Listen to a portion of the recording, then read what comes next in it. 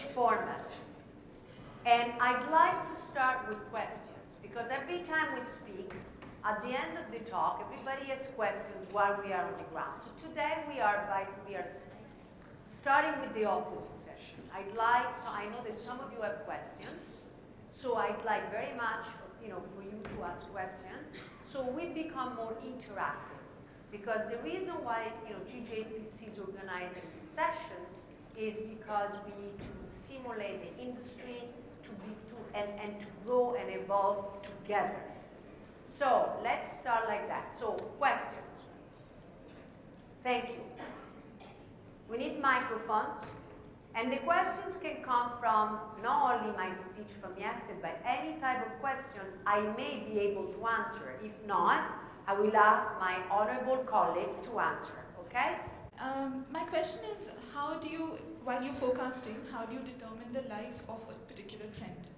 That's a very good point. I remember the question from yesterday. Now, there are long cycle and short cycle trends. Now, usually what is called the long cycle trends is determined by social cultural changes in history. I mean, for instance, digital era is a long cycle trend. I mean, it's not, and therefore digital culture trends that they do not stay still.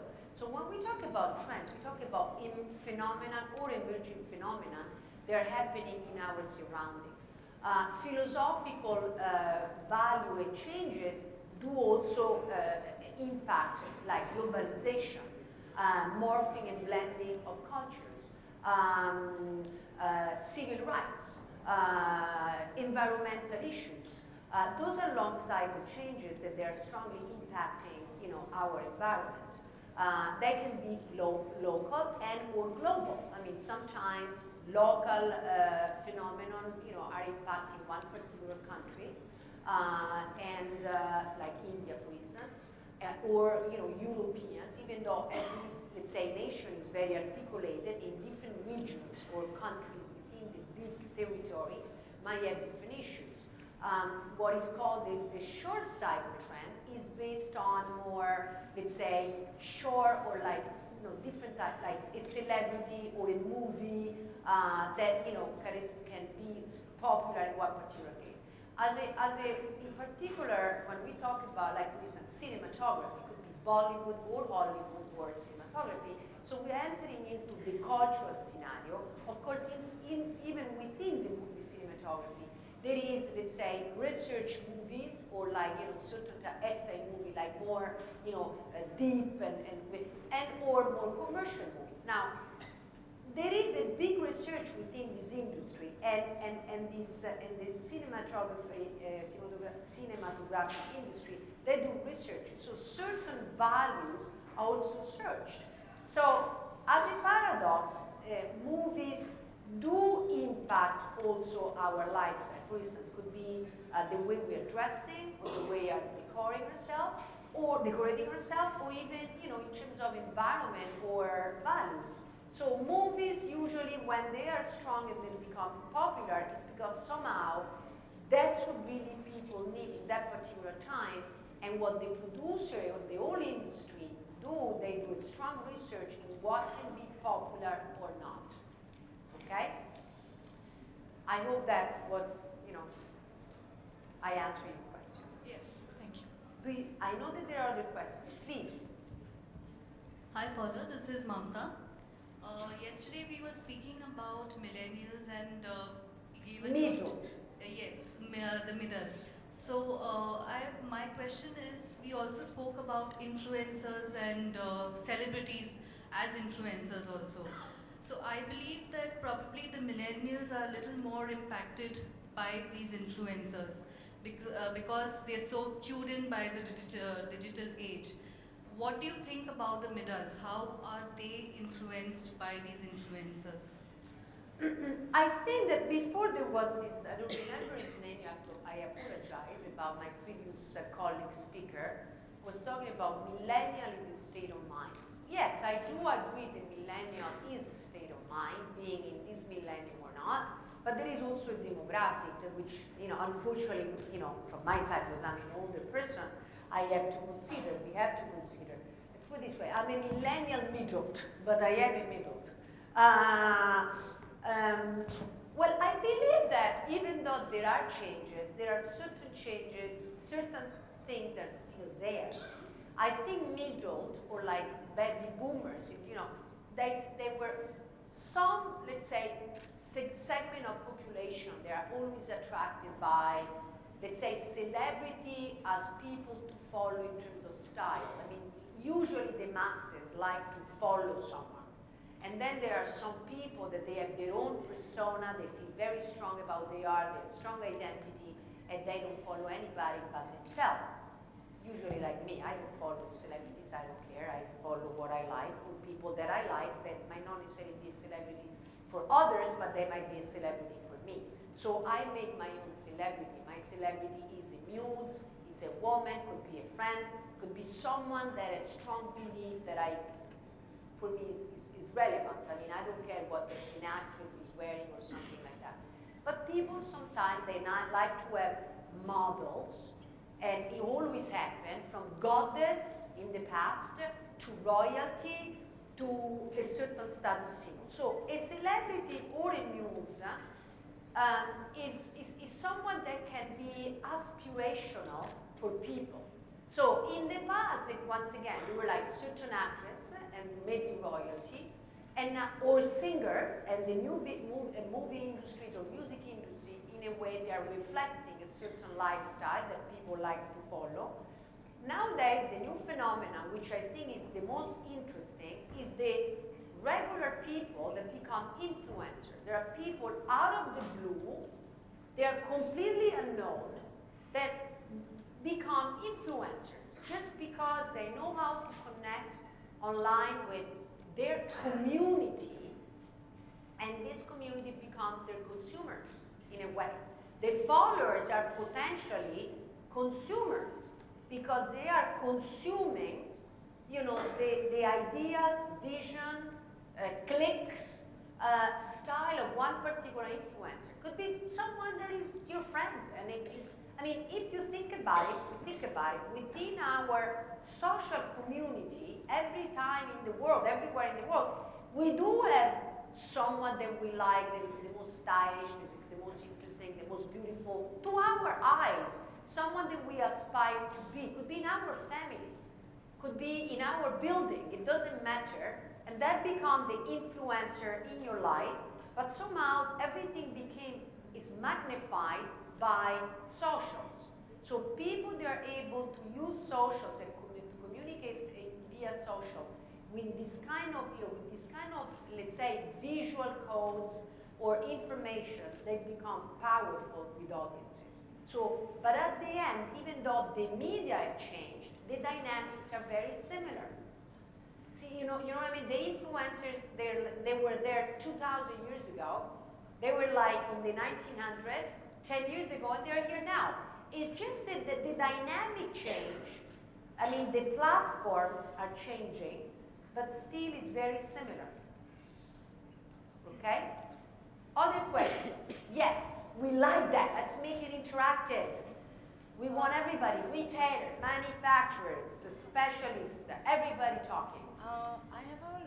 What's your name? My name is Neem. Is that, you know, I go by what you're saying on your definition of forecasting, which is to capture social change, analyze the data, and give it back. What I want to understand is what is the periodicity that you think is optimally to capture actual production trends? Because we've seen that when you're talking about digital, it's been a thing which has come up of recently. So that's a huge, huge factor. Previously, there might not have been periods in time where there was so much change happening on a year-to-year basis. So can you give me a little insight as to what you think, how this trends, how they change, what is the optimum time when you should capture them? Well, I think it's a great question, because one of the important, there are two main, the fast speed, let's say, mode, and then there is people that is talking about culture and quality and refinement, and they don't want to have an online store. I mean, between yesterday and today, we had the tech people that they're saying, fast, logistic, it's easy, flexibility, everything it's easy, everything it's too easy for my taste, the way you put it, honestly. It's a little bit too salesman type, honestly. You know, it's like, no logistic, ideas, do it, sell it. It doesn't work that way, otherwise everybody would be a millionaire. But you sell your services, and I appreciate that. But now, the truth of the matter is that, yes, technology made things easier, somehow. Somehow means that, yes, logistics can be easier, yes, we can be more flexible, yes, we can communicate faster, and yes, we can communicate to the right consumers if we know how to do it, okay?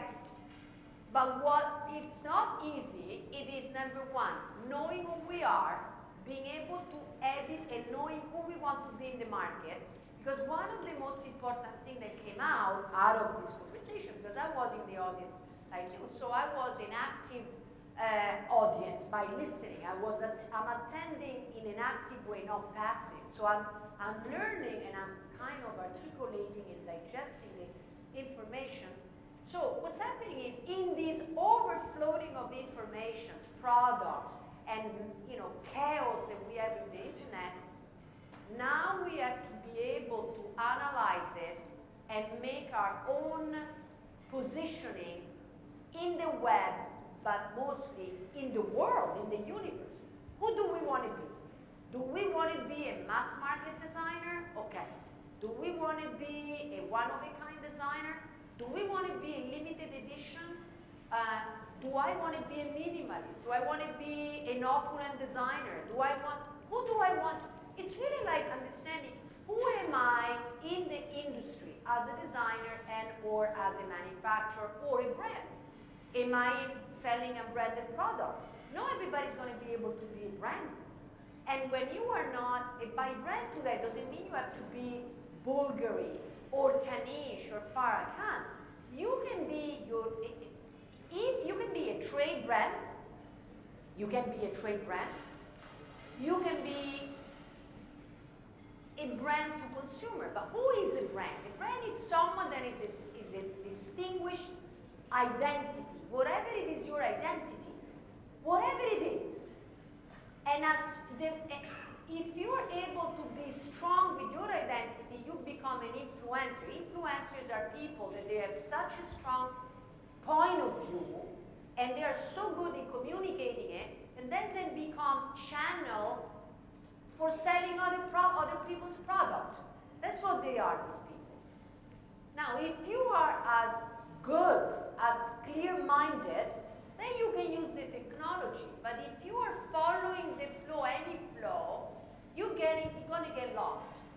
So it is true that technology helps, but it's true that if you don't have content, you get lost. And content is thoughts, philosophy, idea, and in theory you should give emotions to your clients, to your audience, because if you don't give emotions, it doesn't make any sense. So in terms of product, now when we get into product, I think we have to have a distinction between what's online and what's offline. Because I agree that, it's not fair that some people just copy, and that's not fair that some people just work hard to come up with the ideas. That's number one. Because I don't like this fast pace of knocking off and then killing the margins. Because there are people, they're stupid, they kill the industry, and ideas that were very good became a commodity, and there is no margin, and people have to be laid off because there is no money to pay their salary. And everything becomes machine-made, and people are home because it's only about stealing. And it's not fair, it's not ethical. So, do I believe that we have to just do disposable design? From my perspective, no. I don't believe that faster is always better. I don't. I think that consumers today, especially millennials, yes, they will want to buy with a bargain, a t-shirt, a pair of shoes, but also depends which shoes. I think today consumers are seeking for something that is more meaningful and valuable. I don't believe that everything has to be fast. But there is different some product we need to be fast, some other product will be to come, and like the posting. Yesterday someone during the talk show said you don't have to post 20 times a day. You can post whenever you feel like. You can post once a day. You know, you can post once a week. It depends how strong is your message. If you're posting stupid things, just shut up. It's just talking. It doesn't mean anything. Even stupid, meaningless design, don't do it because it's getting lost in online. So I believe that online, goes back. So how fast should we change the product? Well, people may run. You may decide to walk. The people that they're running might stop sooner than you because they burn their energy. You know, it's a matter of how far is your strategy and vision. So this is what I think. And your vision can be mass market, and that is fine. Your vision could be medium market, could be high end. Not necessarily bigger is better, not necessarily more. Of course now, talking about India and talking about large manufacturing, we do need to care about, you know, certain product. But the truth is in the middle. You don't want to associate India to cheap product only.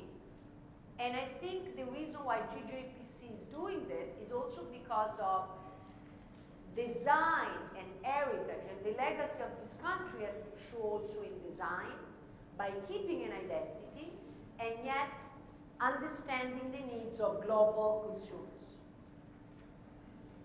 Other questions? This morning we are interactive.